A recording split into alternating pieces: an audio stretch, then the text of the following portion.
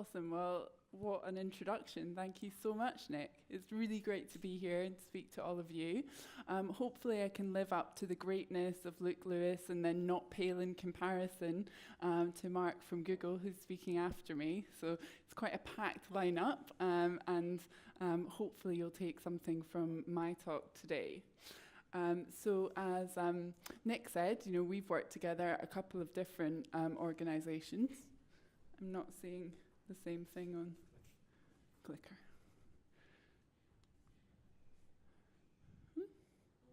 Oh, let's give it. Well, so we've worked together in a couple of different guises, and I've worked with or for about 15 different charities to date, and I've been in-house at 4, Action on Hearing Loss, V-Inspired, Girl Guiding, and now at Breast Cancer Care. And I think I've seen, the role of digital professionals really change in the years that I've worked in digital for charities, from being the people who pushed forward, the new website, the exciting digital campaign or fundraising initiative, getting charities into social media, to now really the realization that this is not just about the new shiny thing, it's about organizational change and really profound change, and that's what I think digital innovation needs to focus on now. So it's the holiday snap. I've just come back from camping on the beaches of Bulgaria, where we found another wolf. That's my husband and I. And we had a real digital detox on holiday. I've already told somebody that it's not quite the full digital detox because we did have an iPad and we were watching Amazon Prime. But anyway, we did manage to get some reading done. And I read a book called All Tomorrow's Parties by William Golding. And some of you, I don't know, any of you read it as well, have a little book group after. And it's really interesting because in that book, Golding, there are predictions of the future, I guess, around things like that look a lot like Google Glass, tablet computers, virtual reality, AI. And this book was written in 1999. And it just gives me the impression, really, that now science fiction is becoming science fact. So you've got these, amazing books that were written, 50, 100 years ago. Things like Minority Report, I think Philip K. Dick, all about touchscreen technologies. Fahrenheit 451 with the in-ear earphones. You've got Star Trek. There are tablets and lots of kind of similar things to the Gibson book in there. And my personal favourite, The Jetsons, set in done in the 60s, but with a vision of the future where technology makes everything slick, everything's cool, everything's easy. And now this is the world that we are living in today. Finally, these predictions are being realised, which is good news, not without its difficulties, of course. And particularly if you're an incumbent. So I won't labour the point. You'll all know Kodak went bust in 2012, which is the same year that Instagram was bought by Facebook. And you can see that this was a company that was so esteemed and just ubiquitous, but which couldn't keep up with the changing trends. And people say to me, well, it's okay, Joe, because this won't happen to charities. Has anyone used Just Giving? We've allowed a for-profit company, as brilliant as it is, to sit between us and our most valued donors and supporters.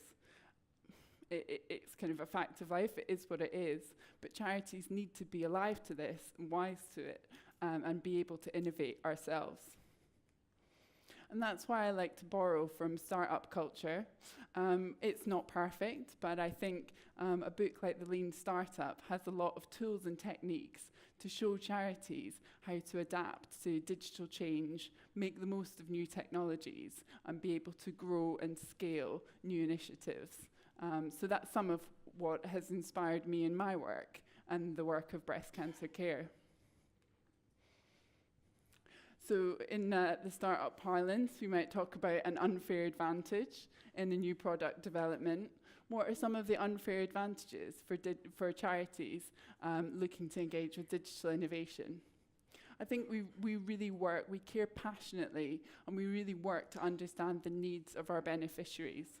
And there are good and bad ways to do this, but I think overall charities are really invested in doing this in the best way possible, in the best ways they know how, and do invest a lot of time and effort and resource in doing this. And I think we are forced to work in a really lean way, and that's out of necessity, but the best startups are bootstrapped. If you get a lot of investment in the beginning, that can take you on a route that isn't ultimately the right one and can lead to lots of wasted resource anyway. So what's Breast Cancer Care's origin story, to use another startup term? Well, we weren't a digital first company. We were founded over 40 years ago. This amazing woman called Betty Westgate, she had breast cancer, and she placed an ad in the Croydon Advertiser, I think, looking for other women who'd had breast cancer, because she didn't feel that women should be stigmatized for having the disease. And she got these women together in her front room and realized that the power of peer support, women helping other women with breast cancer, was really, really powerful. This baton was passed on to our current CEO, Samia. And I think Samia was amazing visionary, actually, at the end of the 90s, where she realized the potential for digital and launched our online discussion forum, or set that in motion. And last year, we had nearly 1 million unique users of that online discussion forum. And it's one of the biggest breast cancer, single cancer-specific forums in the world. And last year, really wanting to capitalize on a lot of the opportunities for digital and not be left behind as new waves of innovation came through, we founded a digital innovation function specifically at Breast Cancer Care to look at what new opportunities were out there, more importantly, what the needs of our audience were. So this is quite a startling statistic, and I think, being in the charity sector, a lot of us will know statistics like this, or have quite profound statistics within our own charities and our own subject matters. But this was one that kind of slightly shocked me when I found it out. Just thinking about it, if you don't know somebody who has been affected by breast cancer now, chances are that you will do in your lifetime, be it a parent, a partner, a friend or acquaintance, a colleague. This is a cancer that affects a lot of people. Not to be kind of crude or kind of not take it seriously enough, I suppose, but the news is good with breast cancer. People are living longer. 85% of women who have breast cancer will recover because the treatment is so amazing. But this, in a sense, creates its own problem. So this is one of my favorite graphs. I find it really profound. The solid line shows someone's physical well-being when they're going through cancer treatment and then recovery. So that solid line goes down while someone goes through their active treatment. The surgery, radiotherapy, chemotherapy really takes it out of people. So physically, they're suffering. Then that point comes where their primary treatment finishes, and that solid line turns to green, and it really goes up. They're feeling much better. The NHS has done its job. On the other hand, that broken line, somebody's mental and emotional well-being, it's actually fairly consistent all the way through active treatment, which did really surprise me. You see, when somebody's in that pathway and they're being taken care of within the NHS, getting all the information they need, all of the treatment that is prescribed to them happening in a very regulated way, their calendar's taken over by a series of appointments, and they almost don't have time to stop and think. They go through that treatment. It's when the active treatment ends that mental and emotional well-being plummets. And we understand that stage as being the moving forward stage after treatment. And that's when people can really feel that impact. They describe it as standing on the edge of a cliff, looking around and not knowing, what to do next. It's just a drop-off point. So we've understood this for a while, and that's why we have a moving forward course, helping women to adjust and adapt. It takes place over 4 weeks. It's half a day a week, and it's attended by about 3,000 people across the UK. How many people are in this stage experiencing this type of difficulty at the moment? 600,000 women in the UK are living with or beyond breast cancer. So that 3,000 that we can meet face to face, unfortunately, it's just not good enough. So when we were thinking about where digital innovation could have a really big impact, it was on this stage. And we believe that we can make a really real difference to people's lives through digital technology. And that's where Becca comes in. So Becca is, at the moment, a web app. It will be a phone app, native app, but it's a digital service to help people to adjust and adapt in that moving forward stage. And I'm going to show you. You can have a look. It's online now at our open beta, becca.breastcancercare.org.uk. But hopefully, I'm going to be able to show you a quick video.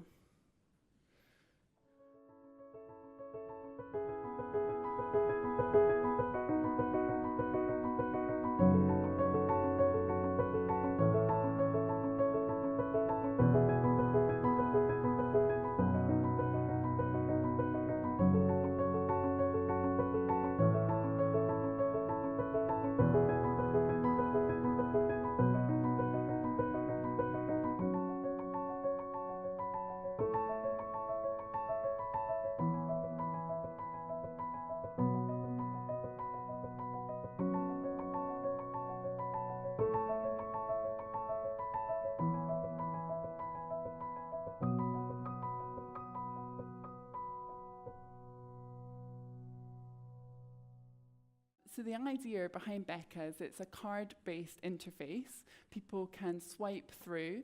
At the moment, it's more button control, but they will be able to swipe through and see different options and things that will help them adjust and adapt, suggested activities to try. And the idea is to promote a behaviour change. So by taking on these suggested activities, some of which seem small and maybe not as significant as you might think, but all these small steps can come together to promote being able to adjust and adapt. So out of those activities, we were asking people, have you acted on any of them, as a first proxy to see could there be behaviour change.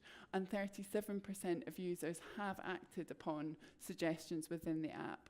34% made a mental note. So that starts to show that this adjusting and adapting is possible. So how did we get here? So I'm going to sort of take you through a couple of few tips that are suggested just by me though, by Breast Cancer Care, so by no means gospel, to promote digital innovation within your organisations. And it illustrates a bit more of the journey that we've gone on. So first step would be to understand where you are now in terms of digital maturity. And as Nick said, he used to work at Breast Cancer Care 7 years ago. So what more recommendation do you have that Breast Cancer Care has long been a very digitally mature organisation? So it wasn't about saying, you know, everything here is terrible, we need to start again. It was about understanding where we were, where the gaps are, and where we needed to build on.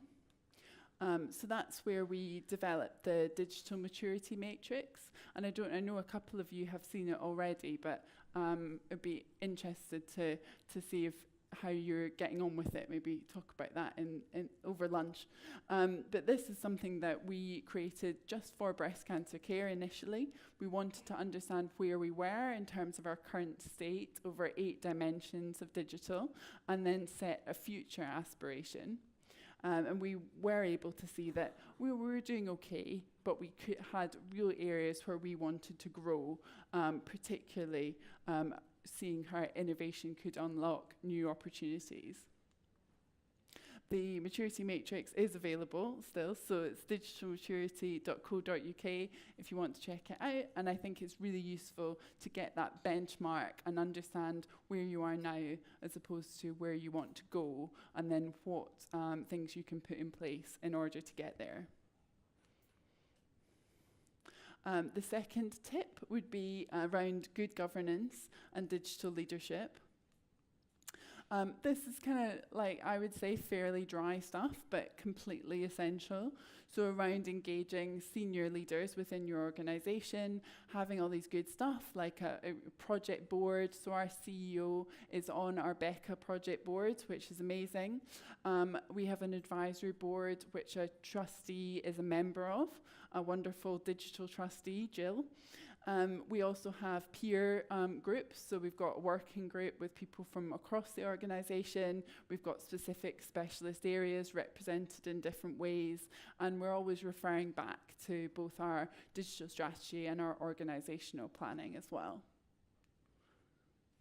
And I think, you know, it's a bit cheesy, but without collaboration, we really wouldn't get anywhere, because we're making recommendations and having learnings that we need people to take on board within the rest of the organisation.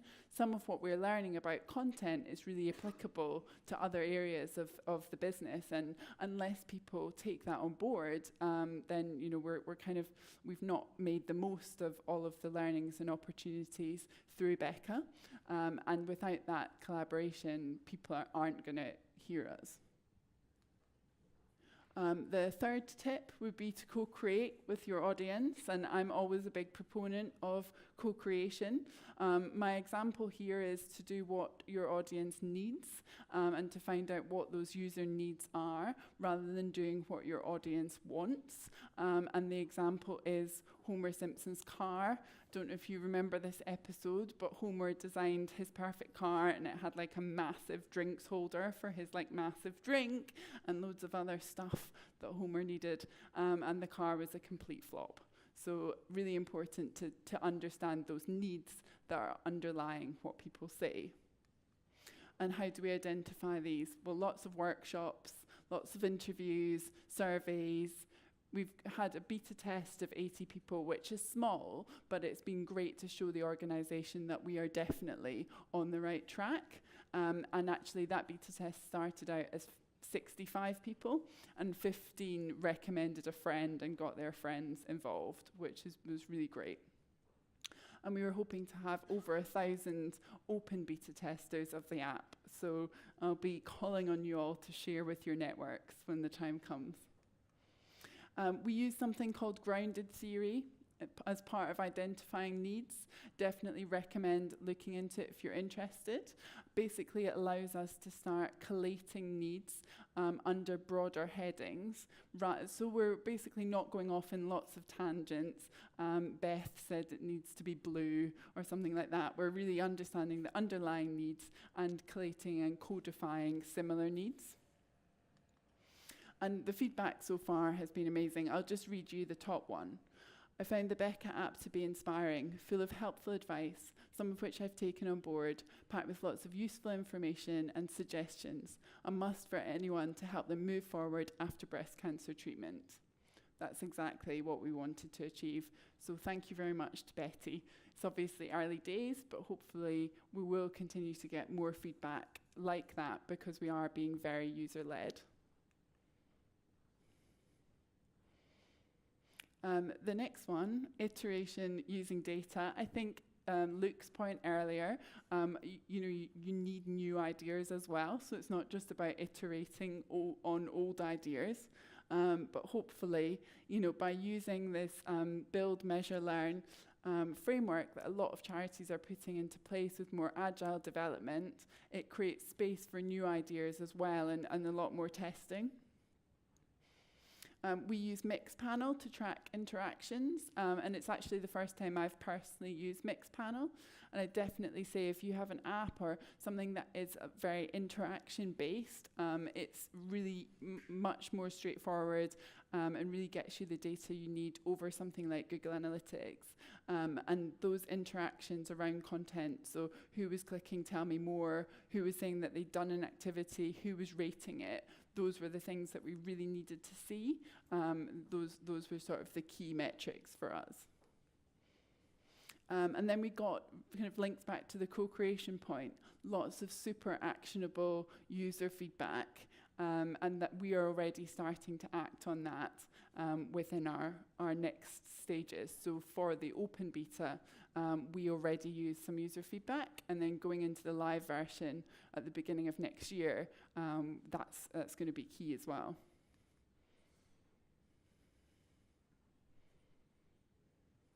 Our fifth tip, so we've heard a lot about content, so I'm not going to talk a whole lot about content, but it's in brackets because I think carrying out experiments is really important, and it just so happens that some of ours are content experiments because it's a content-based app.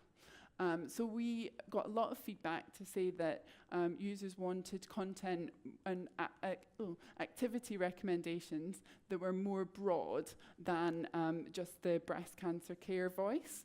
Even though they trusted us to recommend them content from more broad areas.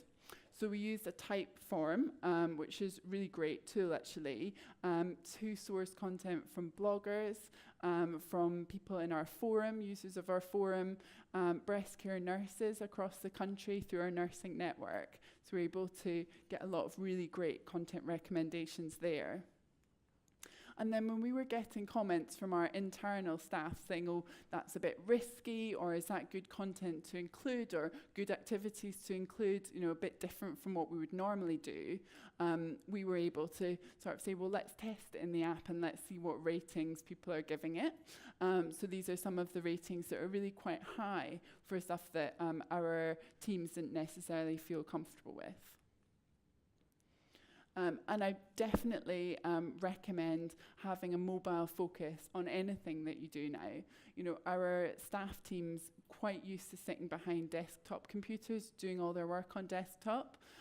So that's not how our users are looking at our sites, and being able to do a real mobile first and mobile only project has been able to highlight that for all of our staff, which is really great. So that's my final tip, not to sit there sipping a drink, but to be very active and take a really active focus on fundraising, because I would love to sit back and watch the money roll in for my app, helping me develop an amazing digital service, but unfortunately life isn't like that. I think we've really been so lucky to benefit from the Fuse Accelerator, which is set up by CAST. I'd recommend all of you and organisations to check it out. It provided us some really amazing early stage funding. I know Centrepoint, who are also represented here, had an app go through Fuse as well. So there's other organisations are benefiting from it too. Other than that, you're looking at grant and trust fundraising, and you're going to have to be out there, you're going to have to be learning to speak the language of fundraisers and be really active around that. And having done a lot of kind of individual giving related, events related fundraising online, I wasn't so used to this world. And believe me, there's a lot to learn, and it is the school of hard knocks, because you're not necessarily going to get your proposal through the first time. So. And looking more towards sustainability and towards the future, we are looking at different models for Beccas and how it can be sustainable longer term. There's some great references out there, so I'd encourage you to look at My Stroke Guide for something that's funded through CCGs and the NHS. We Farm, which is a standalone social enterprise, and Wayfinder, which is done as a joint venture between an agency and a charity. So there's lots of different models for being sustainable with a digital innovation. We are looking at a potential business model around native advertising. It's something that our users are actually looking for. They want more offers and content in that way. I was just chatting to Luke about it. He's very supportive. I wouldn't quite say it's the BuzzFeed model, but definitely something that our users have asked for, actually, because anything that they want to do lots of things that they want to do to help them move forward and activities they want to carry out. A lot of them have products related to them. So from their perspective, it's making things easier and it's reducing friction within the process. So just a quick recap on those takeaways. To measure digital maturity, ensure good governance, co-create with your audience, iterate using data, carry out experiments, and focus on funding. And a really quick recap on the reading list as well, just in case you want to check out any of the books I've mentioned and another couple as well. Take a picture. I'm sure it will be shared afterwards too. I can really recommend the Startup podcast. Put it on while you're cleaning the house or something, and it's a nice different inspiration to the usual charity chat. So thank you. That's it.